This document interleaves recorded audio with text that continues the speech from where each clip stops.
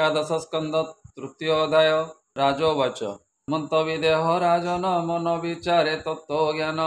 आनंदे शिरे कर दे बोलती निस्तरिले मुई तुम्भे निर्मल मुनिगण कहे भक्त लक्षण कि रूपे भ्रमति जगते कृष्ण भजन अनुमते किबा कहती वाक्य सार कि धर्म करती आचारम ताहाकु जानिबा केमते कह सुदया जेबे मते मुनिरुवाच मुनि बोलती ताहा शुणी शुण विदेह नृपमणि न भजन ए संसारे प्रचरे त्रिविध प्रकारे उत्तम मध्यम प्राकृत जाहार लक्षण जे मत ताहा कहिबा शुण एबे राजन पचारिलु जेबे सकल देहे नारायण बसंती अनादि कारण से नारायण देहे जेते बसंती भाव अनुमते ए भावे दृढ़ जार मन से प्राणी भकत उत्तम जन्म मरणे जार मन न मणे क्रिया अभिमान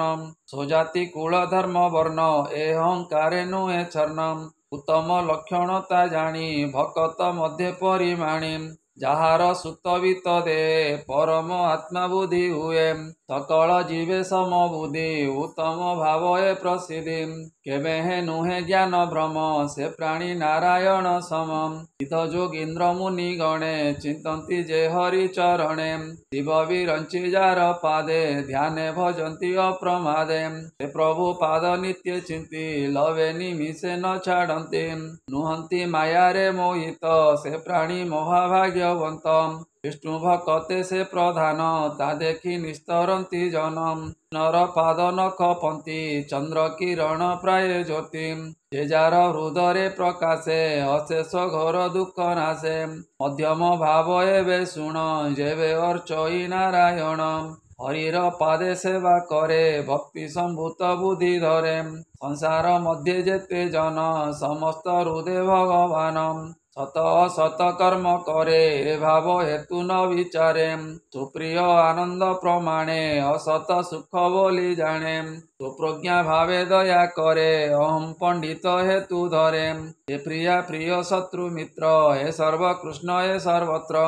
एणे न होई अहंकारी मनरे दोष गुण धरी मात्र न धरे गुण दोष ज्ञानी आपणा श्रेष्ठ अंश कर्म करई विधि मते फल आकांक्षा करी चिते परे कहई दुई मत आपणे नाही से कर्तृत्व प्रतिष्ठा गुणे करे श्रम एणु से बोलाई मध्यम प्राकृत भाव एवे शुण एवे पूजई नारायण केवल लौकिकर मते श्रद्धा न थाई अंतर्गते सेवे विष्णुर भकत इतर देखे सर्वमत मनरे अहंकार भरी दंडे विचारे भक्ति करी एहा प्राकृत बोली कही तथापि भक्त से बोलाई एणु जे जेते भावे भजे हरिता हृदय न तेजे चित्ते चिंतिले क्षणे मात्र हरई अशेष दूरित